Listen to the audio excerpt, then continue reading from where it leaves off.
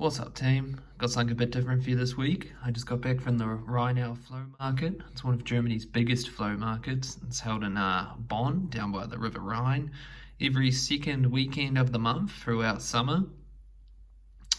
And we're going to take a look at some of the stuff I found. We've got a mix of German silver, some other foreign silvers, some of the stuff I got from a previous look at the same market where I turned up a bit late, and some interesting World War II stuff. First things first, in order to get there, I had to board the ever pünktlich and ever reliable Deutsche Bahn and promptly left for Bonn to get myself nice and early to find all the best stuff. Just kidding, the train was delayed and I turned up super late, just in time to see some other guy locate the nearest coin stand and buy 90% of everything they had there. But I did manage to keep a little bit of stuff to myself. Now let's take a look at the first items here, and that's some German silver. So our first piece of silver here is a 1937 5 Reichsmark. And these were produced from 1933 to 39, although they had different iterations. This one is the 62.5% silver.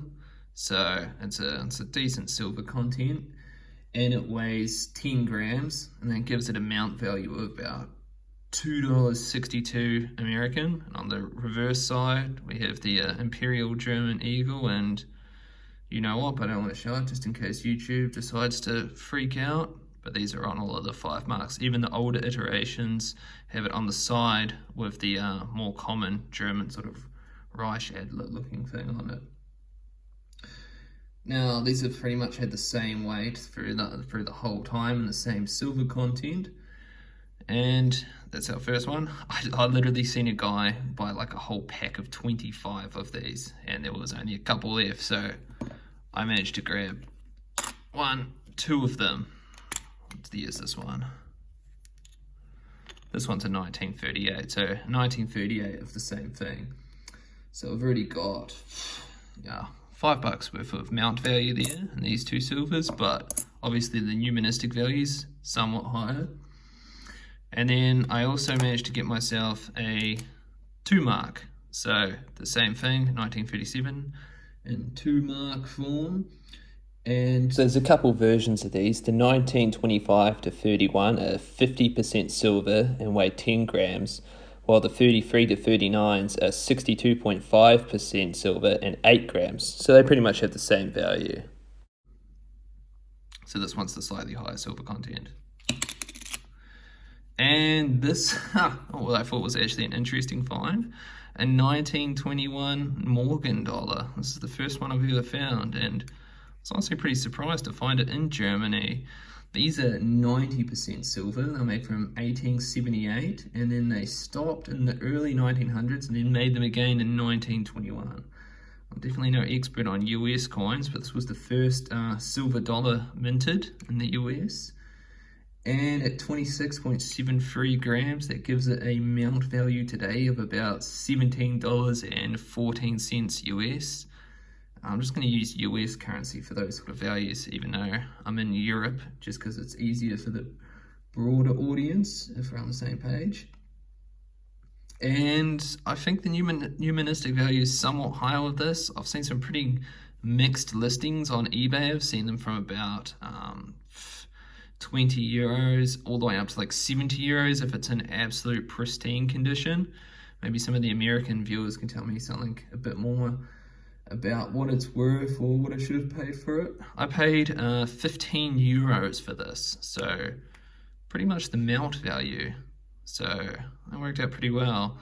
I actually got this and the 2 5 marks and the 2 mark all for, I think like 30 euros all up. So like 15 for that and then 15 for these 3.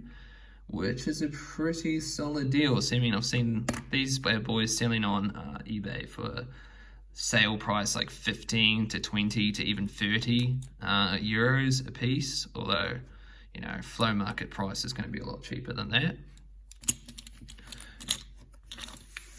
And these are some of the just the 10 Fennec. These are non-silver. These are ones I collected earlier. Yeah, I've got these all the way back to 1875, like late 1800s. I got all of these for like €3 last time I was there, but I was again super late because of the super reliable Deutsche Bahn and missed a lot of the good options. Same with this 1.5 mark. These are also 90% silver, and I've got like pretty much the same value, 5 grams. Couple dollars worth of mount value. This is the half mark, this is the full mark. Yeah, both 1906. Let's put that with the rest of the pile. And I got this thrown in for free. This is a 1928 Buffalo nickel. These things are 75% copper and 25% nickel. This one's in pretty great condition. It's the San Francisco mint, the East Mint, and from my online reading, that seems to be the most sought after. I've seen these listed anywhere from a few cents for the value up to a couple $100 for uncirculated for this exact one, but I have literally no idea. The dude just threw this in for free, so if anyone knows what sort of value that at, or like, yeah, how you'd rate that, is that fine, is that extra fine? I don't know, is it worth anything? Let me know. And then a couple other interesting things, non-silver related. I found this is a winter health metal. It's something they gave out to the German population in fundraising campaigns to help the war effort and just to help Germany in general. It's kind of like a socialist community building exercise. This was before the war, obviously. I got this for a couple euros, and online looking at like, yeah, $20 for sale or so. So I think I got a great deal on that. Just something interesting I didn't want to pass up while at a German flea market. And this one here is an interesting piece. I covered that up for obvious reasons, just in case YouTube decides to freak out. And these are the Winterschlacht in Olsten medal from 1941 for 42. These were the Eastern Front with Russia combat medals that were awarded for 14 days of combat in the winter, or for the Luftwaffe for 30 sorties. And the Germans lovingly call this the frozen meat medal.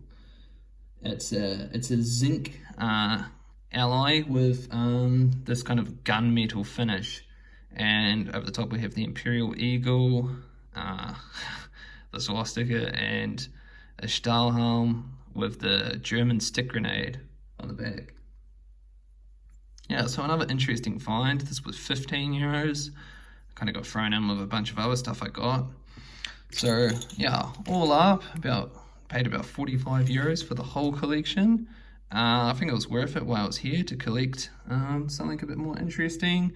And even the mount value on these kind of makes up a good portion of that. So let me know what you think. Are they cool finds? Should I head back? I'll definitely head back next time, early this time, with the super reliable Deutsche Bahn, and hopefully try and find some other stuff.